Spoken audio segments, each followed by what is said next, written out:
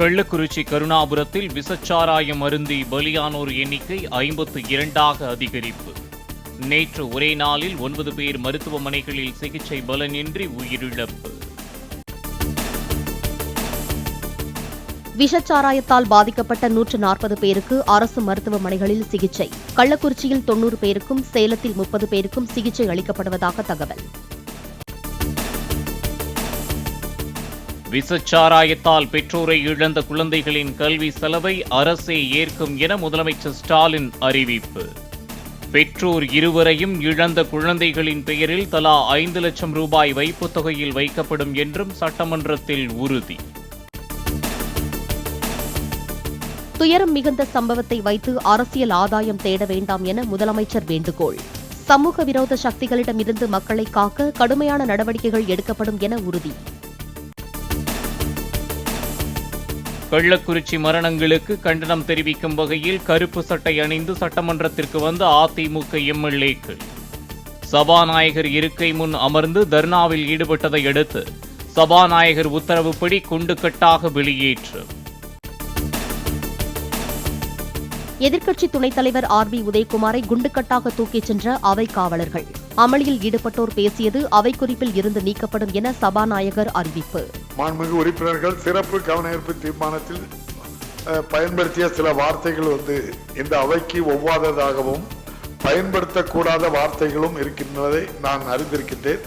அப்படிப்பட்ட வார்த்தைகளை நீக்குவதற்கு நான் உத்தரவிடுகிறேன். சட்டமன்றத்தில் இருந்து வெளியேற்றப்பட்ட அதிமுகவினருக்கும் போலீசாருக்கும் இடையே கடும் தள்ளுமுள்ளு. எதற்கு அடிக்கிறீர்கள் என்று கேட்டு போலீசாருடன் EPS கடும் வாக்குவாதம். மக்கள் நலன் ஒன்றே அதிமுகவின் அரசியல் ஆதாயம் என முதலமைச்சர் ஸ்டாலினுக்கு EPS பதில். முதலமைச்சர் வாசிக்கும் பட்டியலால் போன 50 உயிர்கள் மீண்டும் வந்துவிடுமா என்ற கேள்வி. வெளியேற்றப்பட்ட அதிமுக எம்எல்ஏக்களை மீண்டும் விவாதங்களில் பங்கேற்க அனுமதிக்க வேண்டும் என முதலமைச்சர் ஸ்டாலின் கோரிக்கை. சபாநாயகர் அனுமதி அளித்த போதிலும் அழைப்பை ஏற்க மறுத்து விவாதத்தை புறக்கணித்த அதிமுகவினர். கள்ளக்குறிச்சி விஷச்சாராய சம்பவத்தை கண்டிப்பதாக கூறி பாமக மற்றும் பாஜகவினர் சட்டமன்றத்தில் இருந்து வெளிநடப்பு. கடந்த 3 ஆண்டுகளில் அனைத்து இடங்களிலும் போதைப்பொருள் நடமாட்டம் அதிகரித்து வருவதாக இரு கட்சியினரும் குற்றச்சாட்டு.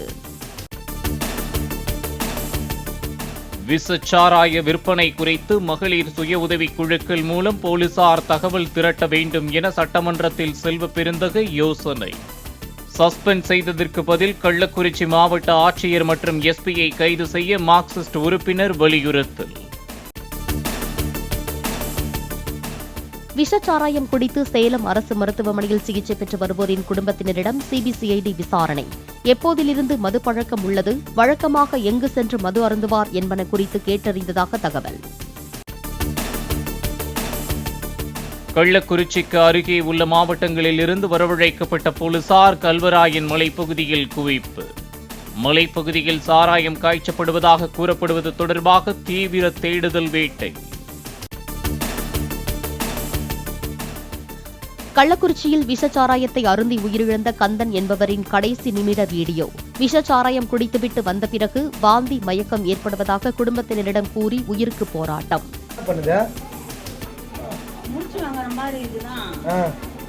என்ன சாப்பிட்டாரு? ஒரு பாக்கெட் சாராயம் சாப்பிட்டாரா? எங்க? கருணாபுரத்துலயா? குடிச்சதுல இருந்து இப்படிதான் இருக்குங்களா? என்னென்ன பண்ணுது உங்களுக்கு? ஒண்ணுமே புரியலையா?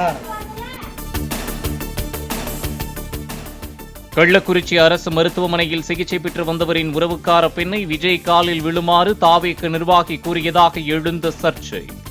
தம்மை யாரும் வற்புறுத்தி விஜய் காலில் விழச் சொல்லவில்லை என்றும் அருகில் சென்று பேசுமாறு மட்டுமே கூறியதாகவும் பெண் விளக்கம்.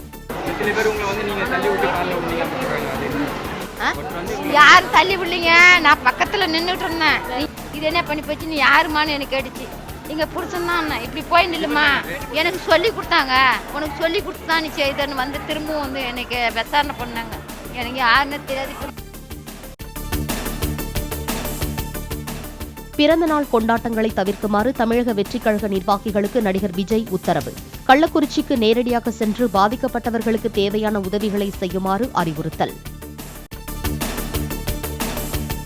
நீட் தேர்வில் தேர்ச்சி பெற்றவர்கள் இளநிலை மருத்துவக் கல்விக்கான கவுன்சிலிங்கில் பங்கேற்க தடை இல்லை என உச்சநீதிமன்றம் மீண்டும் அறிவிப்பு. தேசிய தேர்வு முகமை நோட்டீஸ் அனுப்ப உத்தரவிட்ட நீதிபதிகள் நீட் தொடர்பான அனைத்து வழக்கு விசாரணைகளையும் ஜூலை 8ஆம் தேதிக்கு ஒத்திவைத்தனர். நடப்பாண்டு ஹஜ் பயணத்தில் இந்தியர்கள் 98 பேர் உயிரிழந்ததாக தகவல். அனைத்து மரணங்களும் இயற்கை காரணங்களால் நிகழ்ந்ததாக வெளியுறவுத்துறை விளக்கம். ஐரோப்பிய யூனியனில் உறுப்பினராக சேர்வது குறித்து 25ஆம் தேதி பேச்சுவார்த்தையை தொடங்க உக்ரைன் முடிவு. எதிர்கால ஒப்பந்தங்கள் தொடர்பான தொழில்நுட்ப அம்சங்கள் குறித்து விவாதிக்க இருப்பதாக உக்ரைன் பிரதமர் தகவல்.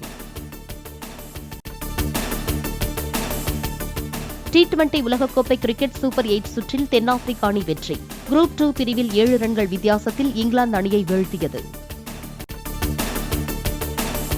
நடிகர் விஜயின் 50வது பிறந்தநாளை ஒட்டி வெளியிடப்பட்டது கோட் படத்தின் ஷார்ட்ஸ் வீடியோ. எக்ஸ் தளத்தில் வெளியிட்டு இயக்குநர் வெங்கட் பிரபு வாழ்த்து. பிரபாஸ் நடித்துள்ள கல்கி 2898 AD படத்தின் 2வது ட்ரெய்லர் வெளியானது. வரும் 27ஆம் தேதி படம் திரையரங்குகளில் வெளியாக இருப்பதாக படக்குழு அறிவிப்பு.